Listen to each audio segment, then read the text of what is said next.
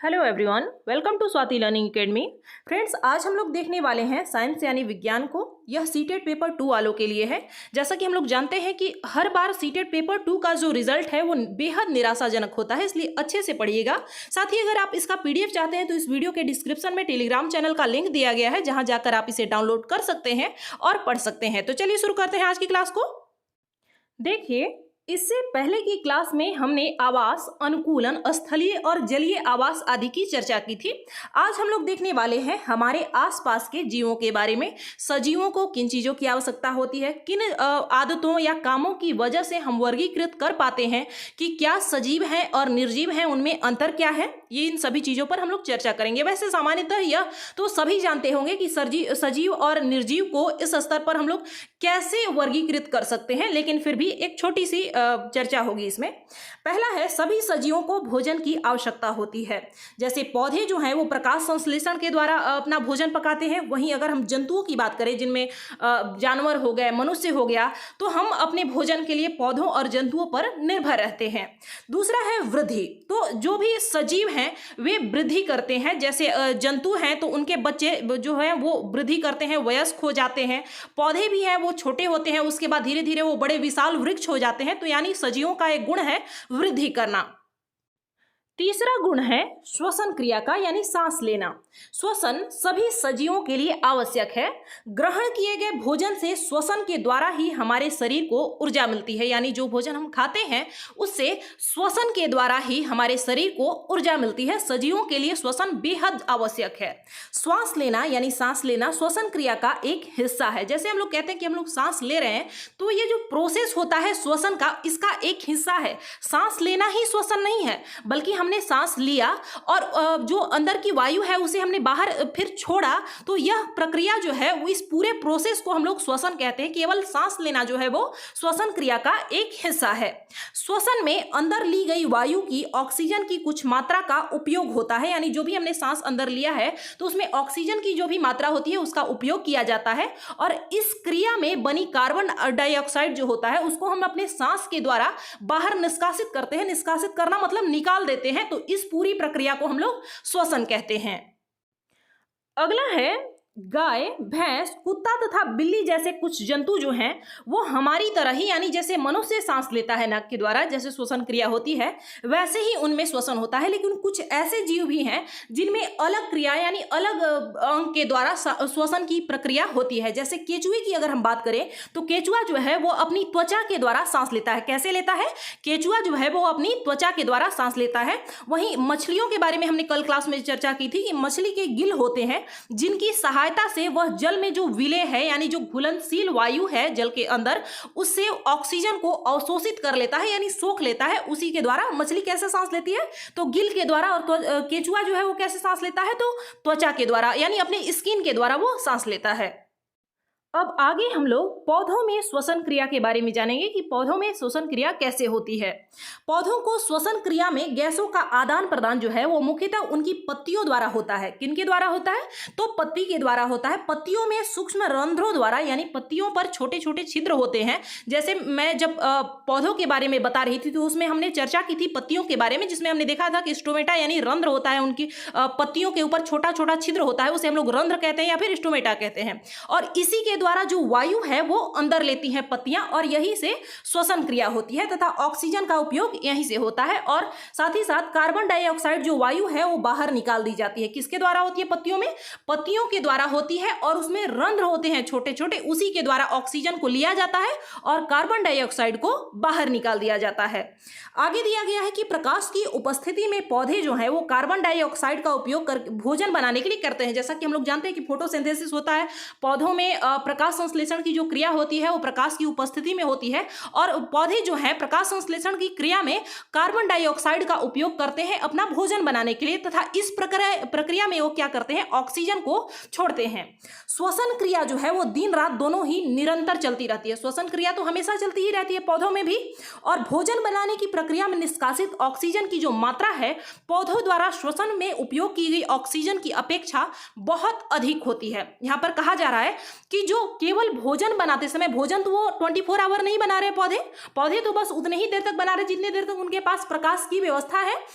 लेकिन जो श्वसन की क्रिया है वो तो चौबीसों घंटे चल रही है, लेकिन फिर भी भोजन बनाने में जितना ऑक्सीजन वो निष्कासित करते हैं, बाहर निकालते हैं, उसकी मात्रा ज्यादा होती है इससे। जैसे कि उन्होंने जितना श्वसन के दौरान ऑक्सीजन का उपयोग किया है, उससे ज्यादा वो लोग जो पौधे हैं वे अपने प्रकाश संश्लेषण की क्रिया में ऑक्सीजन को बाहर निकाल देते हैं। तो इसका मतलब क्या है कि हमें बहुत फायदा है पौधों के द्वारा, पौधों से हमें ज्यादा ऑक्सीजन मिलता है। वो जितना उपयोग नहीं करते हैं ऑक्सीजन का, उससे ज्यादा हमें ऑक्सीजन प्राप्त हो जाता है पौधों के द्वारा। इसीलिए लोग कहते हैं कि पेड़ लगाइए, तभी हमारा वातावरण स्वच्छ रहेगा, अच्छा रहेगा और ऑक्सीजन की भी पूर्ति होगी और बारिश भी होगी।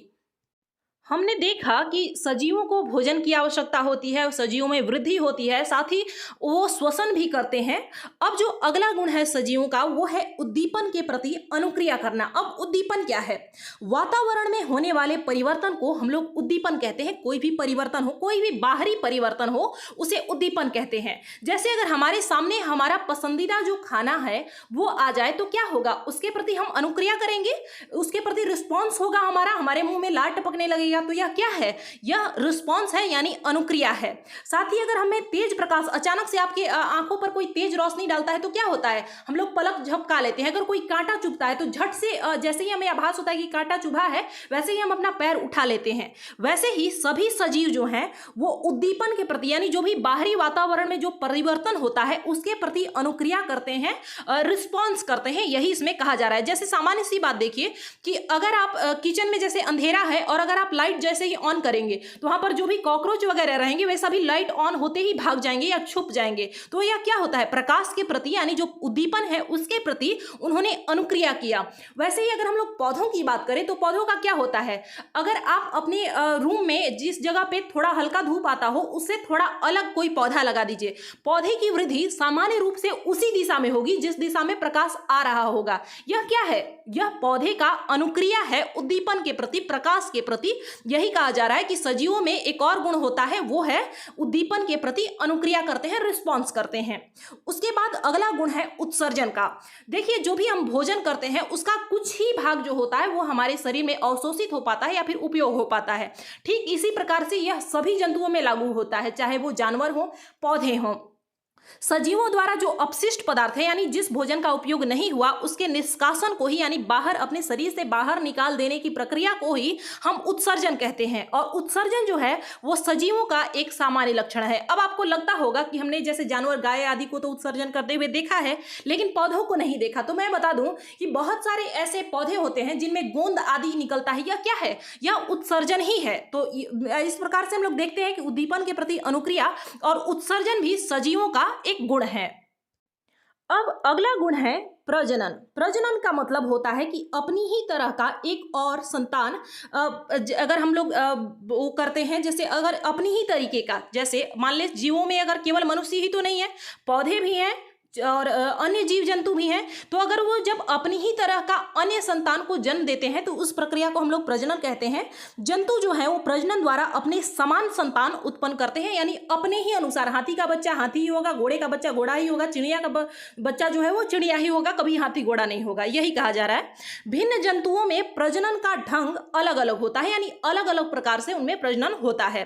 कुछ जंतु जो है वो अंडे देते हैं जिससे शिशु निकलते हैं, तथा कुछ शिशु को जन्म देते हैं। यानी कुछ जो जंतु हैं जो कि अंडे देते हैं, जैसे चिड़िया है वो अंडे देती है और उससे फिर बाद में उसका बच्चा निकलता है, चूजा निकलता है। वहीं कुछ जो जंतु हैं वो परिपक्व शिशु को जन्म देते हैं। जैसे अगर मानव की बात करें, गाय, भैंस, घोड़े आदि की बात करें, तो यह क्या है? परिपक्व शिशु को वो जन्म देते हैं।